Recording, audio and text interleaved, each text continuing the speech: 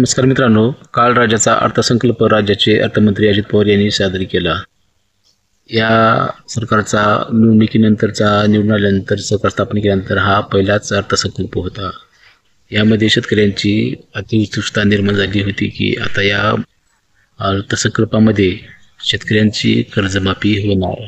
निवडणुकीपूर्वी दिलेली आश्वासनाची पूर्तता या आता अर्थसंकल्पामध्ये होणार अशी सर्वत्र चर्चा होत होती.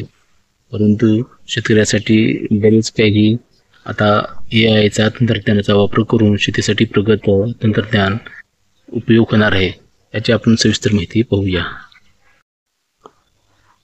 कृषी क्षेत्रामध्ये AI म्हणजे कृत्रिम बुद्धिमत्ता व अत्याधुनिक तंत्रज्ञानाचा वापर धोरण आखण्यावर भर व तसेच शेतकऱ्यांना पीक नियोजनाचा सल्ला देणे, उत्पादन खर्च कमी करणे, उत्पादकता वाढविणे, दर्जेदार शेतमालाचे उत्पादन तसेच शेतमालाचा हक्काची शाश्वत बाजारपेठ मिळवून देणे यासाठी शासकीय, निमशासकीय व खाजगी क्षेत्रात उपयुक्त असलेल्या प्रणाली शेतकऱ्यापर्यंत पोहोचण्यासाठी कृत्रिम बुद्धिमत्ता तंत्रज्ञानाचा वापर करण्यात येणार आहे.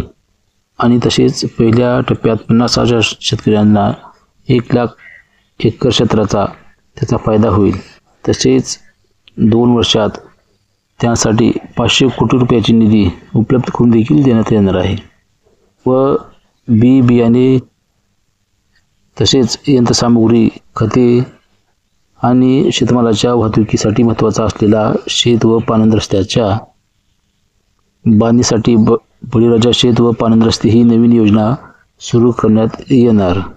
आणि नानाजी देशमुख कृषी संजीवनी प्रकल्पाचा दुसरा टप्पा म्हणजे 21 जिल्ह्यातील 7,200 गावांमध्ये राबविण्यात येत असून या प्रकल्पासाठी सन 25-26 मध्ये 351 कोटी 42 लाख रुपये प्रस्तावित आहेत.